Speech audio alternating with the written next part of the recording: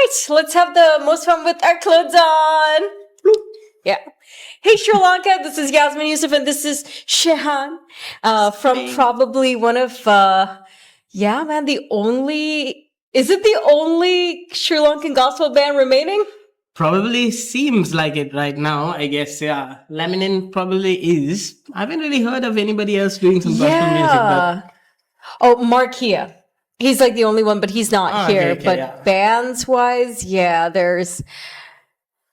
there's no one. No, I can't think of anyone really. No. Yeah, there was Kingdom Life, you guys. Yeah. Asuri, who did some stuff, and then Nishan and his cousin Gihan Samuel, and then that's it. Yeah, there's like smaller projects that happen constantly, but like something that's been like going on consistently. Haven't heard of like bands per se, right? Like, yeah. You know what's so weird? Like when I first checked out like the Sri Lankan Christian music movement, this was like in the early / mid 2000s. Like, dude, there were like some epic bands like Reap and Ezra, Noah's Ark. Sure.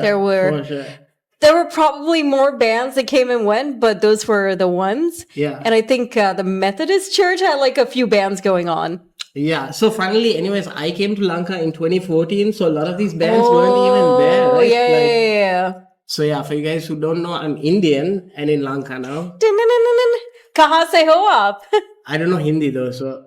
Are kya yaar? Where are you from? Sinhala puluang, but Hindi podak bari way. So, India kohinda? Kohinda me Tamil Nadu. Adde, ungalku travel theriyuma? Theriyum. Hey, ammada pechidane. This just turned into like a multilingual show because why not? Yeah. Wow. So that's your story. You came here in 2014. Yeah, end of 2014. So now it's just been a little over 10 years, but yeah. Damn. Yeah. Congratulations on completing a decade in the island. Yeah. As an Indian, how do you find it, man? So it's crazy. So as soon as I got into Lanka, anyways, I was like straight into like the music scene and like kind of different aspects. I was teaching for a while, then doing like the down south gigging scene, then like Colombo gigging scene. And then recently I was part of 242, which was like probably one of the bigger band names. For like 3 years, I was playing lead guitar there. And last year was when, mid last year is when I kind of left 242. Okay. And decided, I want to kind of do my own thing and start doing my own like Sinhalese music as well. You sent me a track. Yeah, I am so sorry. I'm yet to listen to that track, but it's out, right? Very bad, Jasmine. Yeah, very bad. So the track is out, Sri Lanka. It's Shehan's first Sinhala original, and it's called? It's called A. And we also released the second one, which is called Nari. So who is we? So basically, I work with the lyricist. Name is Ansaf. Okay. So he kind of writes all the lyrics and stuff like that. And I've been just producing on my own because that's the thing that I really enjoy doing the most. Like a lot of people see me as a guitar player and then I'm like, yeah, but it's just an instrument. It's not like my thing. Yeah. My thing is more like songwriting and music production and stuff like that. So yeah, been doing all the production at home and mixing and mastering and all of that stuff. Yeah. So this is like out of your usual gospel comfort zone. Yeah. And singing in Sinhala, which is like something like a totally different experience because I don't know the language like that, right? So I have to like work with someone and different people and send it. Is this sounding right? Does this word sound right? And like get feedback and back and forth. So it's like, yeah, it's an interesting process. So I can imagine, man, because it sounds like I remember as an Indian, when you come to Sri Lanka, there are words that you feel like, oh my gosh, what are they saying? Like the word Nangi. Yeah. Nangi means something else entirely in Hindi.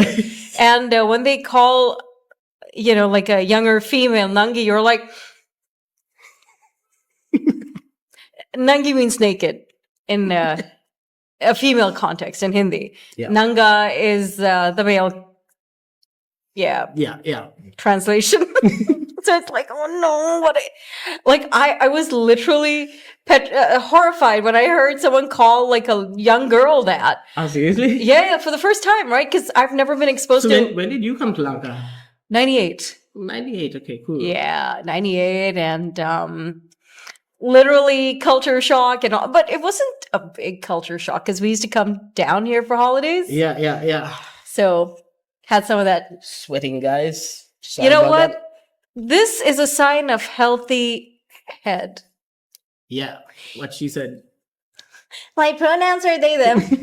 They them. What they said.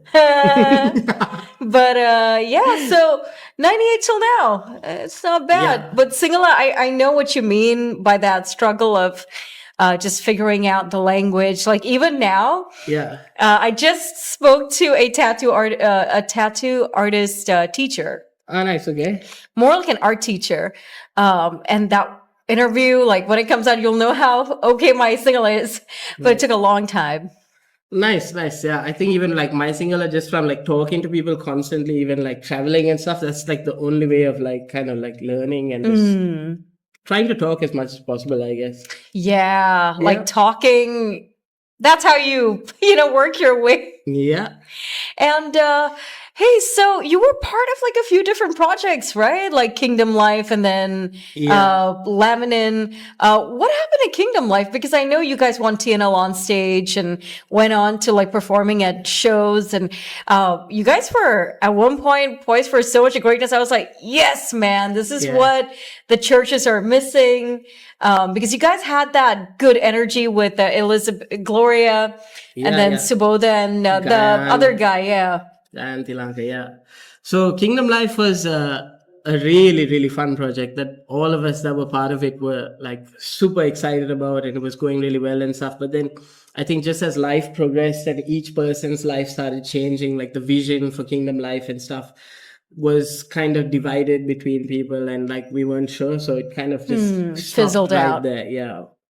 And Laminin. So Laminin has been my continuous gospel project, which I've just been doing consistently and like constantly releasing music. Even last week, I released a song actually called "Riding with My King," which is on YouTube and Spotify. And check it out. Yeah. There's original Christian music for you Christians in Lanka now. Yep. Hey. Yeah, so basically, I'm still going strong with the whole Laminin thing. Still working on a bunch of productions and. Even like in terms with collaborating with new artists, that's also happening with Laminin again, and we're featuring new people singing and stuff like that. So it's going to be pretty cool. Yeah. Wow, that is really, really good to hear because I remember there was that one time you guys had this nice peak, like Jesus, you're the reason. And then there was another track I can't remember. And then you did this Chun Pan remake, the theme.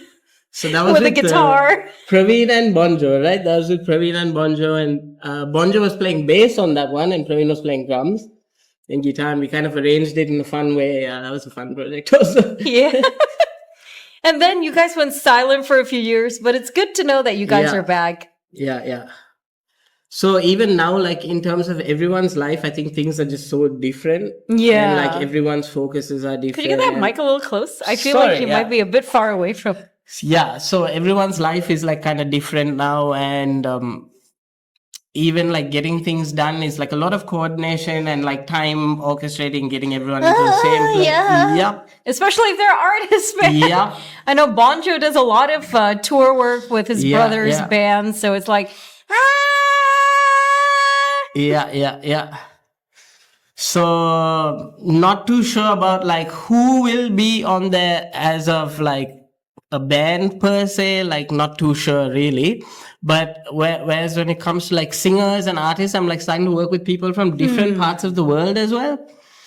So it's more not like functioning as a band anymore per se, but more like an artist project. Yeah, it's just like a artist platform, and like get different people to be part of gospel music and why not, man? Like I feel like this might open doors for like a few different artists who want to try out different things that's not within the usual scope of what they do. So hey, slide into his DMs, but not sneaky like. Imagine if someone's like, "Hi, Shehan, you have such great hair." Great hair. If you're talking about this hair, this hair not so much.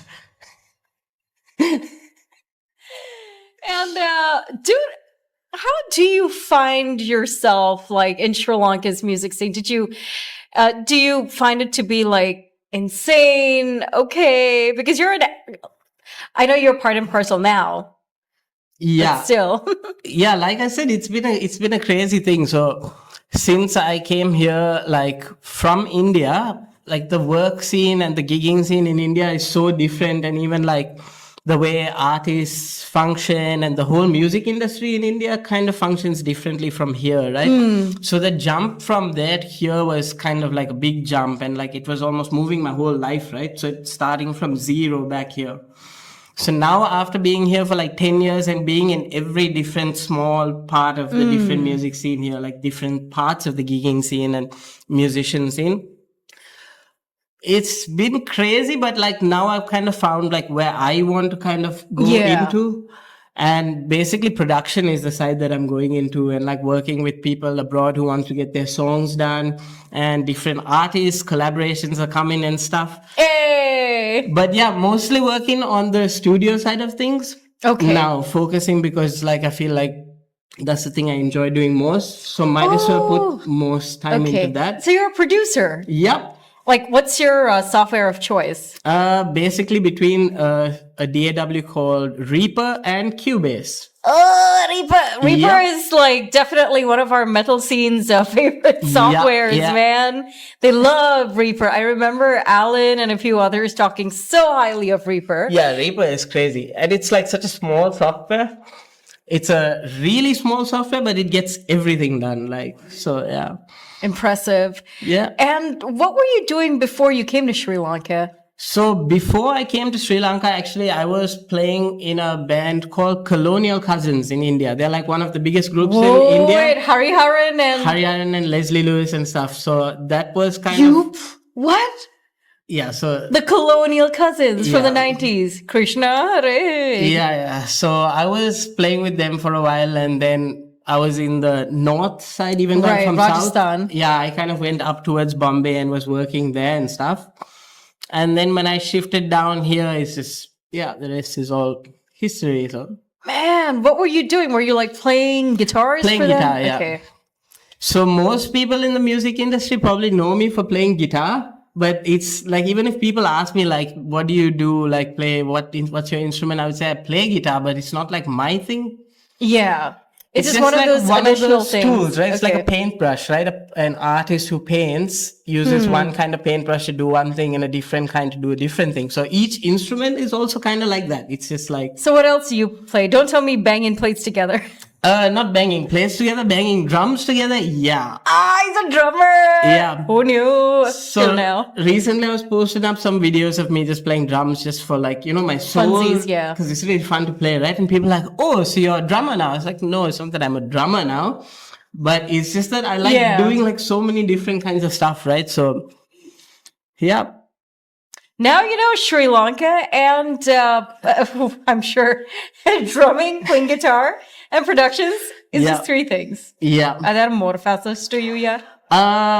Video production side of stuff, I kind of do like to get into that kind of thing as well. And whether it's lyric writing or any side of composition, all those kind of stuff I really like. So yeah, that's like my main thing right now is producing. So if you want a song, you can always hit me up. And if you want a song, you guys can always hit me up. Just jokes. Why not? And it's like a cool way to also like get into the music scene. Yeah. So it's a lot of band stuff you do, or are you like into producing multi-genres? Band stuff. And right now I'm working on like a few projects with like different artists as well. Okay. Kind of like on the down low, can't really say it yet because it's their projects and stuff. But yeah, it'll be a lot of stuff coming out this year. And my debut Sinhala album is also coming out this year. So basically most of the stuff was written and recorded last year. Okay. And this year we just started releasing stuff. Basically, when I say we, it's mainly me, but like working and putting out one song at a time, releasing them as singles, because releasing thing as an album in like today's world with the way people consume content is just like a crazy long project, right? So yeah. Interesting. And Would you be maybe delving into Tamil music because you speak the language, right? So yeah, that's it's a funny thing that you mentioned. So actually, when I was in India last, when I was just visiting some family and stuff, like I got some like inquiries about starting to do like Indian film music and stuff like that as well, to start composing, because people heard some of my stuff that I was working on for my Sinhalese album. They're like, oh, we would love to like do like Tamil versions of these, and like we would like to get the rights and try to go into like film and stuff like that. So yeah, maybe hopefully that kind of thing would also open up and like get into that scene I as think well. it should, man. Yeah, because yeah. like a lot of that great cross collaborations and just like the translations work so well. Yeah, yeah. Like in the case of maybe Manike Maika Hite, I know Natasha Ratnaika a while back did Karma in 2 languages. Yeah. And there are different songs like that. So Yeah. that'd be very cool if that happens, you know? Yeah. So that's basically what's been happening, and yeah. So, as an Indian who's like in Sri Lanka's music scene, tell me 3 things that have completely caught you off guard. 3 things that have totally caught me off guard. So one of the things that has just been, at least recently, one of the most like things that caught me off guard is like the way the band scene works here. We're talking about like the bigger bands that like back lots of artists and stuff like that. And when we just like look at even like the numbers people are getting paid and stuff. So you see like a band who plays 50 songs in the night, right? So there are these musicians that have to learn over like 50, 60 songs sometimes, depending on the artist they back, right? And they maybe get like paid 30, 40, 50K for that night, right? But then we see artists coming in and they sing their like 5 songs and they get paid like 5 lakhs, 4 lakhs. So it's a crazy thing because like the musicians are doing a lot of work and a lot of homework and like really struggling and doing that thing. But they get paid as just being the band, right? They don't get paid for backing each artist or something like that. So Yeah, that kind of sucks, man. yeah, it's a different scene because in India when you go there, like each artist has their own band, right? So they just come do their spot and they go. But over here, the band culture is like the band plays for everybody, right? So that's one of the most recent thing that caught me off guard, like for sure, yeah. Another one that caught me off guard, let me think.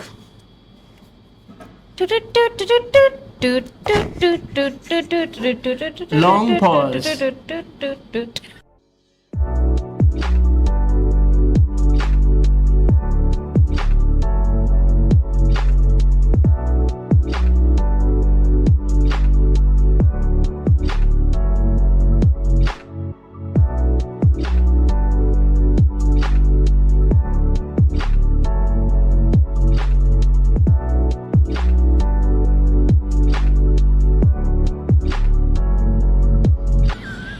It's hard to think of 3 things like that now. So There could be a lot of like things about the Sri Lankan and Indian band scene that would have made you go whack. yeah, I suppose even like when it comes to like professionalism with like practices and stuff, like that's another thing that I noticed was so different. Like in India when we go for practices, like people are like super prepared, right? Like they come in like ready. Like if like the studio is booked for 3 hours, it's like 3 hours and done because the next band is like coming in and like that's the limited time. So everyone does all their work and they just walk in and people just call a song and it's just, you just go through it, right? The whole thing.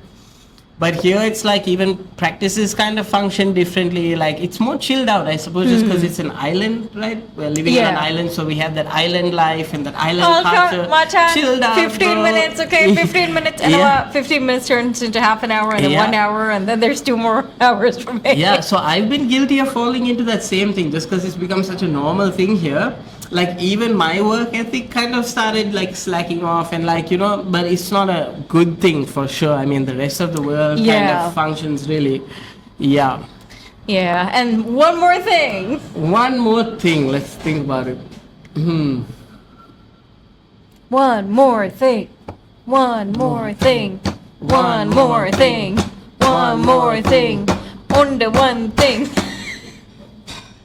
One more thing about the it's a long pause, guys. Maybe this will be edited out so you won't hear me talking right now. but you might hear this part just because. Just Who 'cause- knows? Yeah, man. 3. Shoot. I'm surprised you're not complaining about the riders. There's like a lot of stuff like that, but those kind of things happen like time to time in India as well, like tech riders and stuff like that. If you're talking about, when you say riders, what were you meaning? Yeah, tech riders. Tech riders, yeah. Tech riders, and then there's also the artist rider. Yeah. I think it was because usually I've seen some of these backstage artist riders, and it's like, oh my gosh, that's like an additional, like, I don't know, 50,000 rupee cost or a little more. But here, artists are like, no, you know, they're okay with water, they're okay with maybe some kottu or rice, and Yeah. that's it. And you're like, Yeah, so especially like when we go on tour and stuff abroad, like when we were touring with 242 and I was part of it and stuff, when you go to those parts and like Right. we see even the backstage, the green rooms and all of that, it's like so different, right? The culture, there's like so much of everything because they just want to give to the people who are Yeah. there, right? Like the artists and whatnot. But over here it's slightly different, like in the sense, like in the local thing, it's not really like that extravagant, I would say, but it's more like simple and like water and a few drinks and maybe like a bath packet or like something like that. which is okay. Yeah, there's which is nothing totally wrong with fine. that. Nothing wrong with it at all, I think. But sometimes, you know, it would be. I've always like wondered, do you guys get like extra? Do you not get extra? I think that depends from band to band as well, like how each band goes about it and the management of the band, I Right. suppose. So yeah, yeah, Yeah, because now with because I remember in like the 2000s it was completely different. The 2010s it was completely different. So and after the pandemic, obviously there's like a lot more products and things that people do and take just before a performance. Like I know there's this like one person I know who asked for like a ball of honey, like actual Before- bee honey. okay, before each gig Yeah, basically. yeah, yeah. Needs to have it. Otherwise, it's like, bro. Yeah, I've heard stuff like that as well, and like different kinds of teas and stuff like that that artists require and stuff. Yeah, I've seen stuff like that too. Yeah. Yep. Now you know. Is there anything much now that you want to add in closing? In closing, yeah, I mean, support all the local artists here in Lanka. I think that's one of the most important things. We have like a crazy music, just a music world here in Lanka, even though it's a small island. Yeah. There's so many different stuff happening. So support your local artists. Yeah, check out my music on Spotify and YouTube and all of that stuff. There's only one Shehan Devadoss? Yep, Devadoss. Devadoss. Yeah. DOSS. Yep. The DOS. Look for the DOS, but it's not an OS, it's a David Doss. I'm What's sorry. that? I go on these little trips. That's okay, that's okay. That's how it has to be, man. That's how it has to be. Okay. Are we still waiting for the closing line? Cheers, guys. Peace out. Shout out to Yasmin. And shout out to Shehan. And shout out to Tabe, where we're at. Yeah. Tabe for the win. Tabe for. Oh, by the way, they have like a kitchen rave coming up very, very, very, very soon, and it's gonna be a special one. Japanese food and lots of things and disco, Yeah. disco. Yeah. Disco. Yeah.